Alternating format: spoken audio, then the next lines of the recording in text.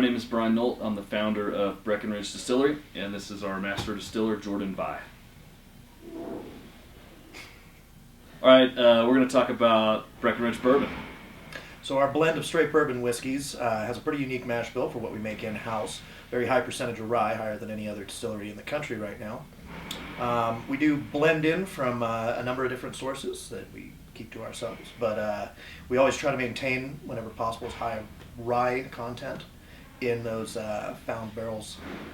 We love using high-rye mash bill and always have. The reason we like rye is because we feel like it's a more complex bourbon. We really like the white peppery notes that you get with rye. Nothing against a sweet wheated bourbon, but our style is just kind of a little more Breckenridge, where things are just a little bolder, a little rougher around the edges, but all comes together to make something special. So our standard blend, we bottle it at 86 proof. We chose that number. It gets us just high enough that we don't have to use aggressive processes like chill filtration, which I feel really takes out a lot of the flavor. We do have some higher proof expressions. Our single barrel expression is at 92. We did a 105 proof version, which has been very well received. And we blend in small batches.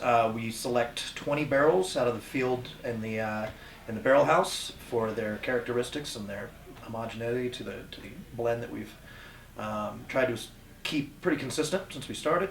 20 barrels go into a tank, cut back with our sweet mountain snow melt water, and it's always been that way, and it always will. We're very careful in how we blend. We pretty much taste through every single barrel we have at the distillery. When we taste through barrels, we find they taste about one of 4 different ways, even though they're made the same way each time. So it's a very particular ratio of each flavor profile that comes together when we blend to keep a consistent product. And we blend in about 20 barrel batches every time we bottle. Something that's important about all spirits is the proofing component.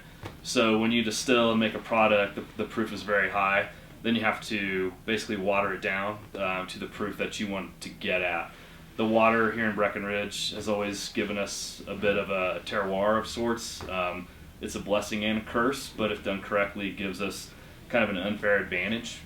If you think about a bottle of spirit, about half of it is just water. So I always think of it like a chef having half of a plate to work with. Our water here is first use.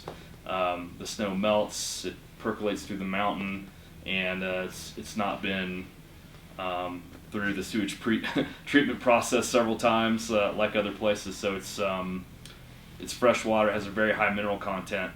We have to be very careful on how we treat the water. The mineral content is so high that if we were to just put it right in with the product, which we've tried a few times, you end up with a mess.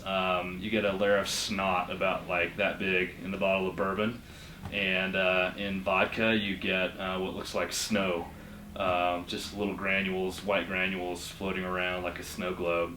So we have to be very careful on the TDS, or total dissolved solid counts of the water, which we follow closely, and then we process it just enough to let all those minerals and salts and things like that come through. And I think about it like salt on food. It makes a huge difference on how things taste, how they hit your tongue, what the mouthfeel experience is, and how long they finish.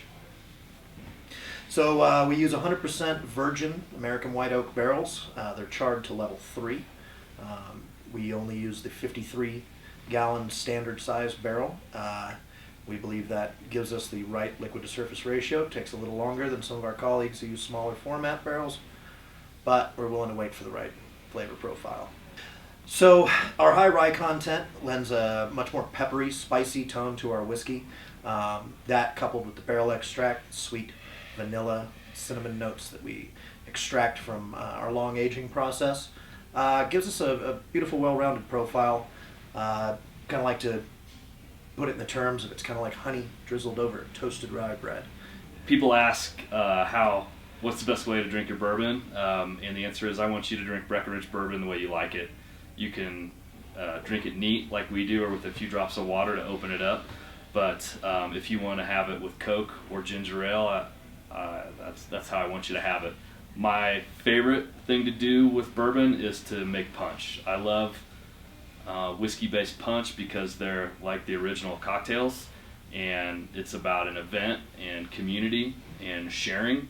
And more than anything, I just want to share this bourbon with you.